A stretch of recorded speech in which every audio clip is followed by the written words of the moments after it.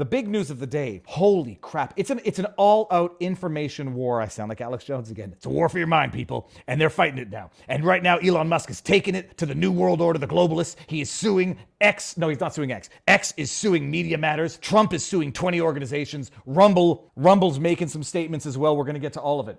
So the news is X is suing Media Matters for a report they put out last week that led to Twitter's version of the adpocalypse.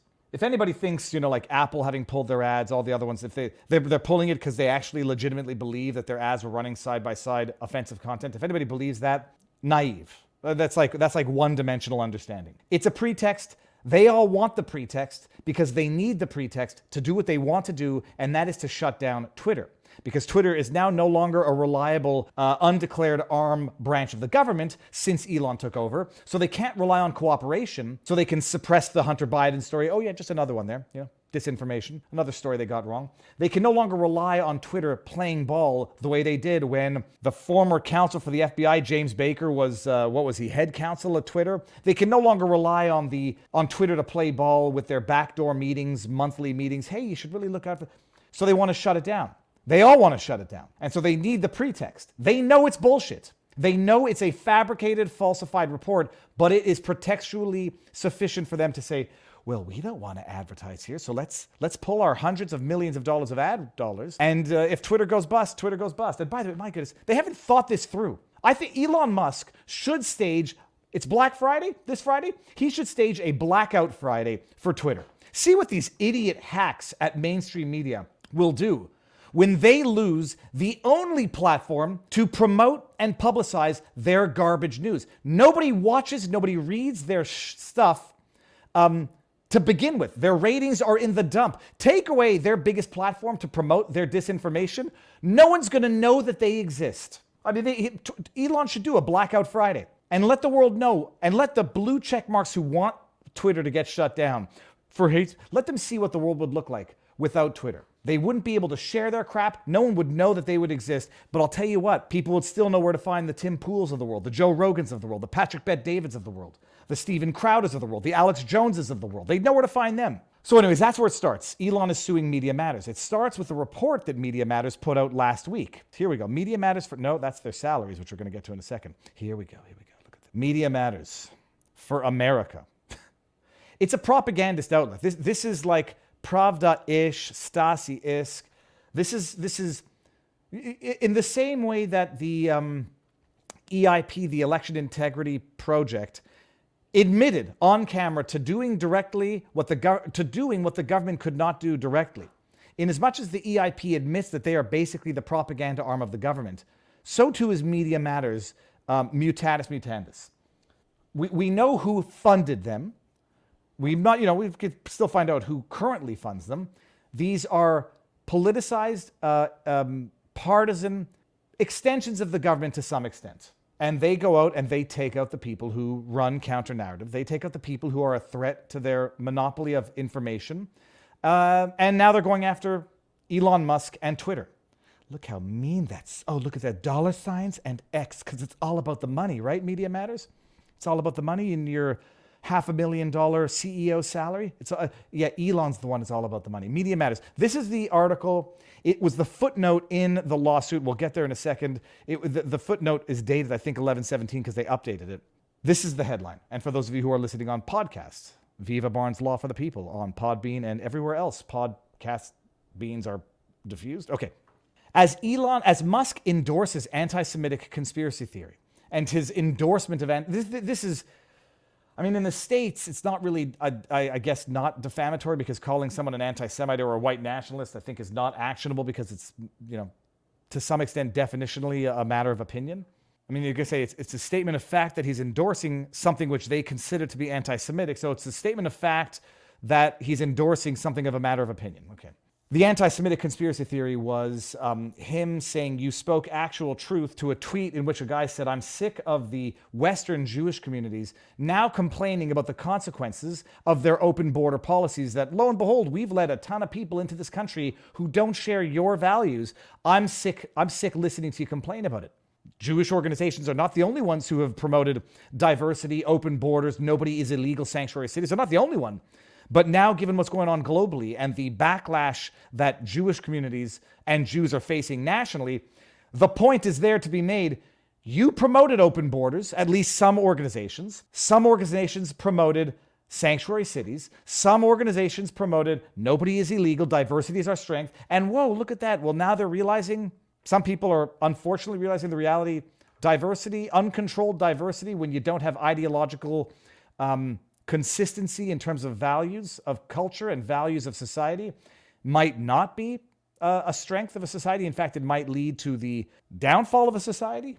Okay, tangent closed. As Musk endorses anti-Semitic conspiracy theory, X has been placing ads for Apple, Bravo, IBM, Oracle, and Xfinity next to pro-Nazi content. That's a statement of fact, and it's going to turn out to be factually correct, and I'm putting that in quotes for anybody listening. The question is, how did it get there? This is the report.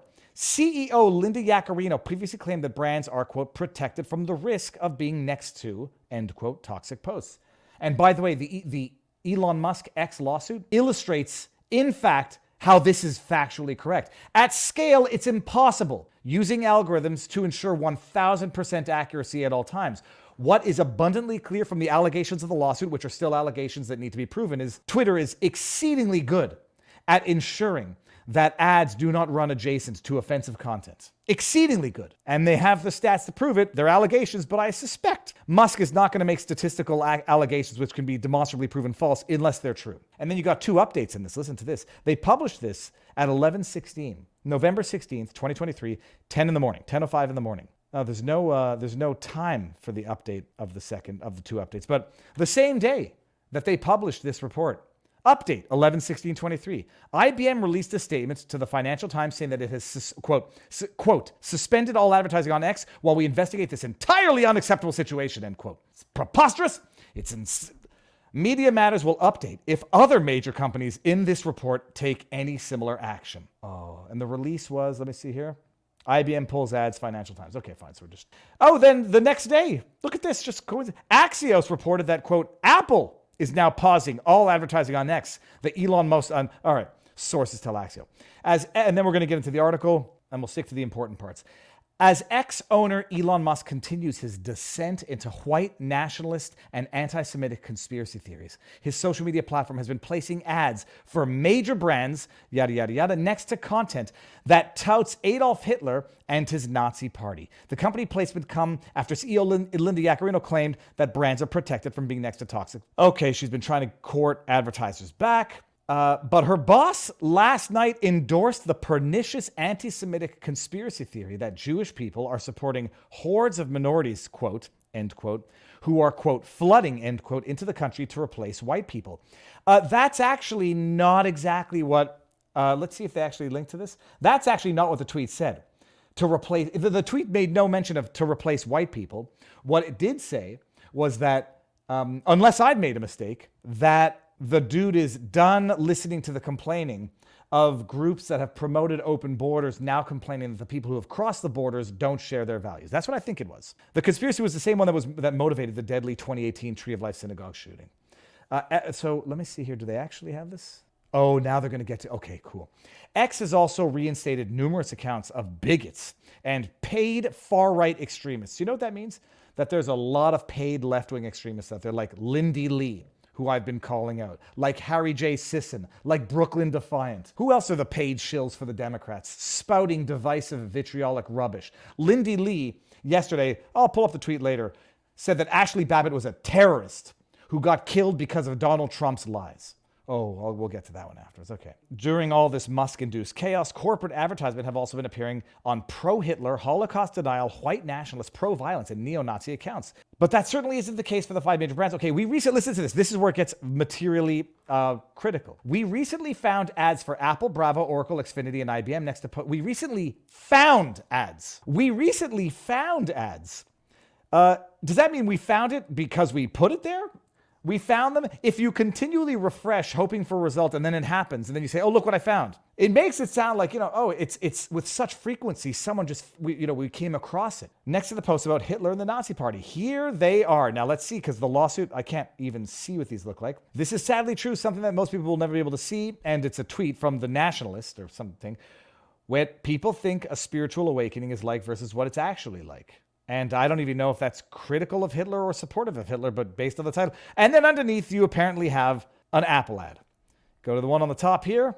Carry Rattle. I don't know what any of this is. I think, so that's it for the article. I'm going to give everybody the link to this so that people should archive it on the one hand. And, internet sleuthing. We're going to get, that was the publication. They updated to say, oh, look at this. Subsequent to our findings, IBM pulled, Apple pulled, and that's hundreds of millions of dollars in advertising revenue for Twitter. What I'm going to argue, I'll play devil's advocate because it's necessary to do. In that publication, in that report, set aside what we're going to get into as the technical failings or potential technical fraudulent manipulations. There was no specific call to action saying, Apple should boycott, yada, yada. This is sort of, here's what's going on. Wink, wink, nudge, nudge. Y'all know what to do. This is how corruption works. They're not going to say overtly in that article, although from what people have told me, there's other tweets from Media Matters that could be a call to action. They're not going to say it in that article. Hey guys, now you should pull your ads because that is much less arguably tortious interference if there's an underlying tort for interfering with contracts, prospective business relations. They don't say anything. They just say, hey, this is what we found. Y'all know what to do. And y'all just did it. Because within 2 days, Apple and IBM, and then they post the updates. So look at us, job well done. The only problem is, it seems that the manipulation to get those results was fraudulent manipulation. Now, remember, and I really hope Media Matters for America is familiar, has refreshed their memory on the Oberlin case, where Oberlin was ordered to pay, what was it, 40 some, I think it was $26 million after the maximum cap on damages was reduced some. They were ordered to pay $25-30 million to Gibson's Bakery because Oberlin College came out and said Gibson's Bakery has a long history of racism and people should not do business with them. And it put Gibson's Bakery out of business. It basically killed the owner who died before they could actually see justice after trial. So the tortious element of the interference, because tortious interference with business contracts or prospective business operations requires an underlying tort. If it turns out here that the underlying tort is the fraudulent misrepresentation of how they got those results, which they then published, that's the underlying tort. It will be an argument as to whether or not there's a call to action, or whether or not they're just saying, okay, hey, you do what you got to do, and these are what we got. So, but I do hope that Media Matters for America is very familiar with Gibson's Bakery. Oh yeah, and by the way, not for nothing. I don't even know what that expression means or why I'm using it. I heard it somewhere. Not for nothing, everybody. If you go to ProPublica, which gives you information on businesses, charities, Media Matters, types, not-for-profit, 501c3. Category, education. Well, I think they're going to get an education right now. Revenue, 18. Let's just round it up to $19 million. Expenses, rounded up to $16 million. Net income, $3 million. Let's see what their expenses are. I don't know that we're going to get the expenses here. Assets, debts, compensation. Key employees compensation. Key employees and officers. Angelo Carusone, president and CEO. $453,651 annually. Base. David Brock, chairman. Annual salary, annual base salary, $292,000. Cynthia Padera, chief operating officer. Base salary or base compensation, $273,000. Notable expenses. Executive compensation, $1.2 million. Professional fundraising fees, $1.8 million. I'd like to know who gets those contracts. Professional fundraising fees. Well, you got to spend money to make money, right? So you got to spend $1.8 million on professional fundraising fees. I'm sure that just goes out to a public call for tender, and whoever's the best gets it. I'm sure that's how it works, right? Wink, wink, nudge, nudge. So that's Media Matters. It's a very profitable business, fighting disinformation. That's who's working behind the scenes to take down Elon Musk because allegedly pernicious ads were being, ads were being posted next to toxic posts. Okay, let's get into the lawsuit, shall we? Now, we're going to skip to the end just to show you the causes of action, and then we're going to go digest the allegations in light of what they have to prove. Causes of action are what they have to prove. The allegations are how they get there.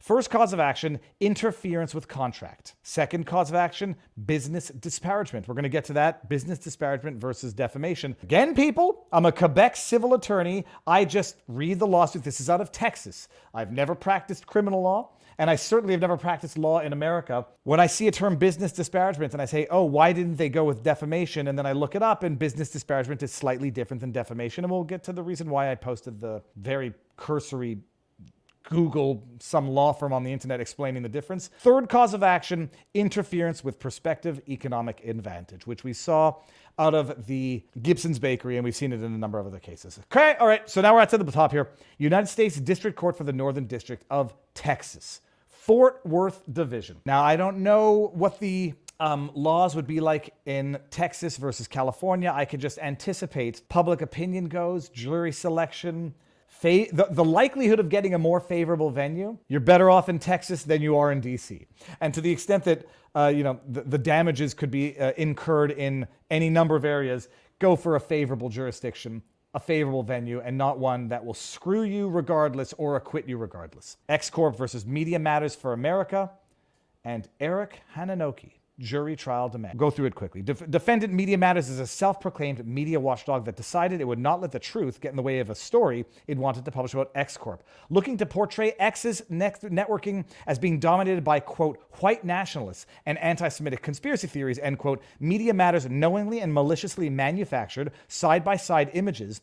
And here's the manufactured versus doctored are two very distinct things here. The argument is going to be that they didn't cut and paste an ad and just make a false image. They manufactured it so they get the results. And they, I believe, sufficiently justify it here. They manufactured side-by-side images depicting advertisers' posts on X Corp's social media platform beside neo-Nazi and white nationalist fringe content, and then portrayed these manufactured images as if they were what typical X users experience on the platform. Media Matters designed both of these images and its resulting media strategy to drive advertisers. They both of these images and its resulting media strategy to drive advertisers on the platform. Paragraph 6, for the last several years, Media Matters has falsely portrayed Twitter, now X, as a risky, unsafe platform for advertisers. Contrary to those efforts, 99% of X's measured ad placement in 2023 has appeared adjacent to content scoring above the Global Alliance of Responsible Media's brand safety floor. Undeterred by the truth, Media Matters has opted for new tactics in its campaign to drive advertisers from X. Media Matters has manipulated the algorithms governing the user experience to bypass safeguards and create images of X's largest advertisers' paid posts adjacent to racist, incendiary content, leaving the false impression that these pairings are anything but what they actually are: manufactured, inorganic, and extraordinarily rare. Media Matters executed this plot in multiple steps, as X's internal investigations have revealed. Listen to this. We can skip over the more detailed stuff because this is basically the lawsuit. Media Matters accessed accounts that had been active for at least 30 days, bypassing X's ad filter for new users. Media Matters then exclusively followed a small subset of users consisting entirely of accounts in one of two categories: those known to produce extreme content, fringe content, etc., and accounts owned by X's big-named advertisers. So they go in there because the algorithm drives you to that which you're interested in seeing, presumably. These people go in there and they follow, let's call them Nazi accounts, and they follow the big brand advertisers so that they can artificially curate the results of what Twitter is going to, or X is going to algorithmically recommend by way of ads. The end result was a precision designed by Media Matters for a single purpose: to produce side-by-side ad content placement that it could screenshot in an effort to alienate advertisers. But it still wasn't enough because the pairings didn't produce what they wanted.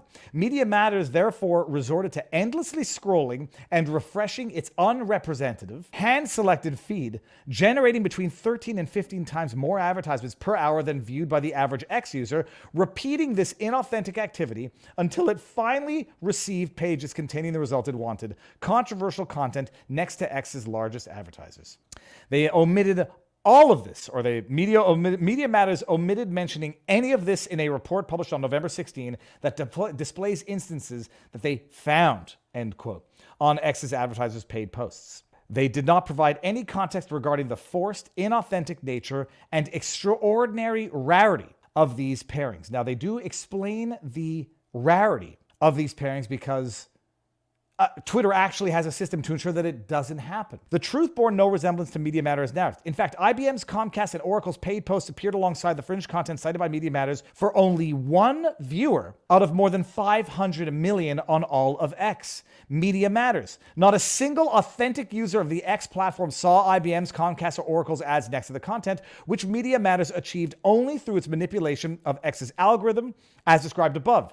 In an Apple's case, Only 2 of more than 500 million active users saw its ads appear alongside the fringe content cited in the article, at least one of which was Media Matters. They could have produced a fair, accurate...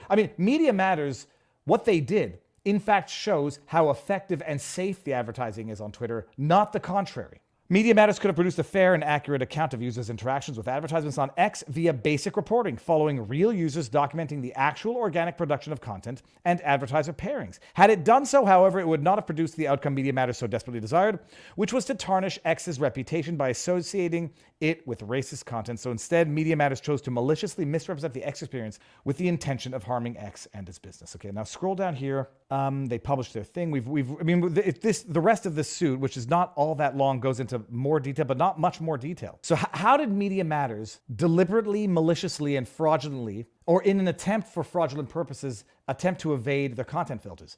They set out to evade, this is paragraph 29, they set out to evade X's content filters for new users by specifically using an account that had been in existence for more than 30 days. Next, it set its account to follow only 30 users, far less than the average number of 219, severely limited the amount and type of content featured on its feed. All of these users were either already known for posting controversial content or accounts for X's advertisers. This is 100% of the accounts Media Matters followed were either fringe or national brands. In all, this functioned as an attempt to flood the Media Matters account with content only from national brands and fringe figures, tricking the algorithm into thinking Media Matters wanted to view both hateful content and content from large advertisers. Oh my God, it's amazing. It's diabolical. This is the type of stuff that you should get paid $450,000 a year to think of. Eventually, through intentionally evading X's multiple safeguards by curating the content on its feed and then repeatedly to create pairings of advertisers for major brands with this controversial content, Media Matters finally achieved its goal. It took a screenshot and posted it. Oh, demonstrably rare, yada, yada, yada. Media Matters omitted all of this process in its article. Obviously it did. Media Matters also omitted and made no attempt to clarify the rarity of these pairings. The representation put forth by Media Matters constituted 0.0000009090909, infinitesimally rare, the outcome that they produced based on their tricking the algorithm only to get 4 screen grabs. It's 0.0000009% of impressions served on this day in question.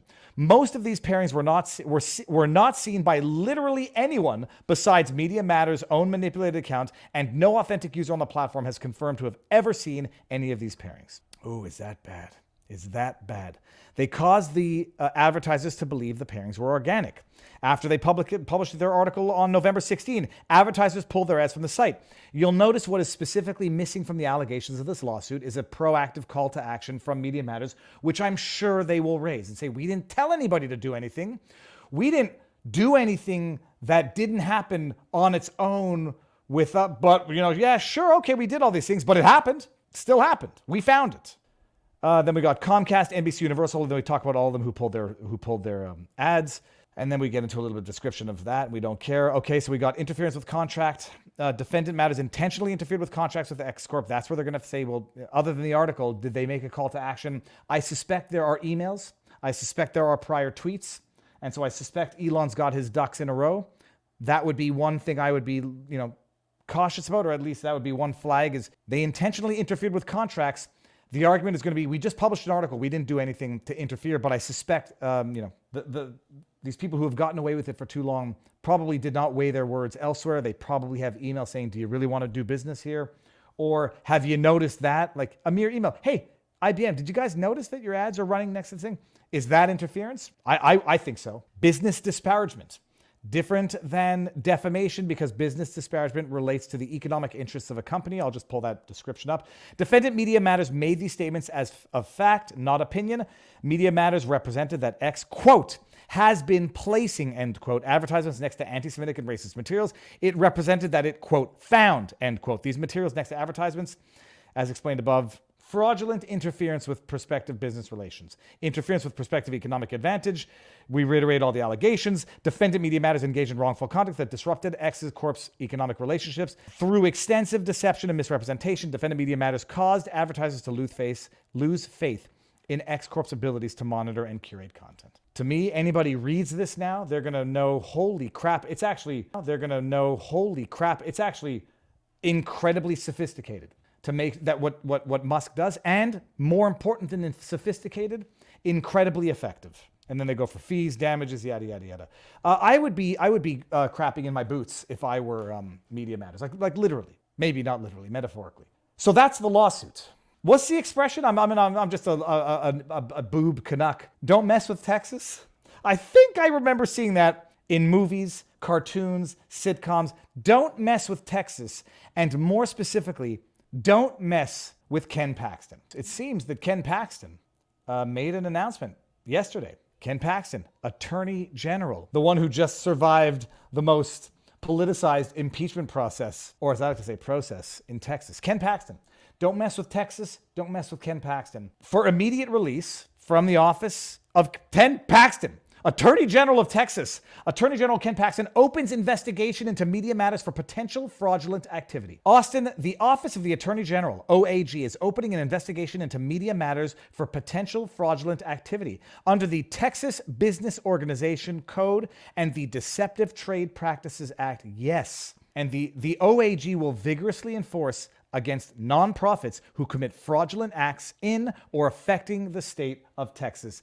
Get him, Ken. Attorney General Paxton was extremely troubled by the allegations that Media Matters, a radical anti-free speech organization, fraudulently manipulated data on X, formerly known as Twitter. God, I hate the fact that everybody has to throw in that caveat. I'm just calling it Twitter. Done. Attorney General, okay, fine. Quote, we are examining the issue closely to ensure that the public has not been deceived by the schemes of radical left-wing organizations who would like nothing more than to limit freedom by reducing the participation in public square, end quote, said Attorney General Paxton. Contacts us on Twitter. Oh, I don't follow them on Twitter. I should probably do that. So that's the press release posted by them, and then Twitter, Elon saying fraud has both civil and criminal penalties. I want discovery in this. Discovery is going to be something glorious. You imagine these people have been doing this with impunity for so long. They don't know that what they're doing is wrong anymore. They still think they're the heroes. You will have internal correspondence like we saw with Twittergate. Hey man, need you to look at that for me. Hey man, I'll give you access to a portal that will no longer be accessible shortly thereafter. The things they must have said among themselves, among what they thought were allies and what they probably, rightfully think are allies, the stuff that they must have admitted in correspondence, thinking it would never see the light of day, but more importantly, not thinking there was anything wrong with it in the first place. It's going to be a minority report orgy of evidence. They've got to get there. My concern, and I say this not knowing the extent of Texas anti-SLAPP laws, strategic lawsuit against public participation, SLAPP, glove slap.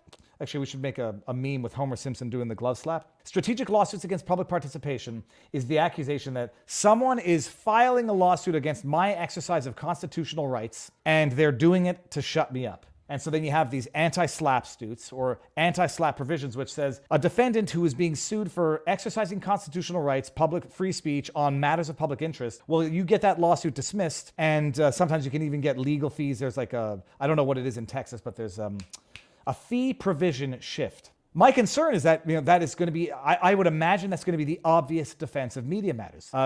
They are suing me, Media Matters. X is suing Media Matters for exercise of free speech, my exercise of free speech, to publish an article of my findings. I found it. Don't ask me how I find it. It's sort of like when you go metal detecting with your kids and you want to make them believe that they found a coin, so you put a coin under a leaf and then they found it. Or you can just do it to fool people. Hey kids, look what I found. I found it. I put it there, but I found it. They're just saying, okay, well, we did find it. Whether or not you think we found it in an inorganic way, we found it. So that's materially true. We're reporting on matters of public interest, and you're trying to silence us, suppress us, punish us for being reporters, whatever we are, an activist organization. And then they're gonna say, well, we don't have to tell you how we found it. It doesn't matter how we found it. The fact is, we found it. Okay, good luck with that argument. Good luck with that argument in the state of Texas, where you might get a jury pool who aren't idiots. Or that would be probably a question for the judge. You might get a judge who's not an idiot, who wasn't born yesterday. So what you're telling me, Media Matters, is that you published an article saying that you found this, and you failed to disclose that you accessed those accounts. You deliberately and only followed Nazis and big brands continually refreshed over and over again, and then screen grabbed the 4 examples that you got to then write an article that portrayed it as a widespread problem on X, and then published that knowing that it would get advertisers to pull. That's assuming that there are no other publicly incriminating tweets, statements by Media Matters, and I guarantee you there are. Yeah, all right, well, I was born on a day, just not yesterday. Bada bing, bada boom.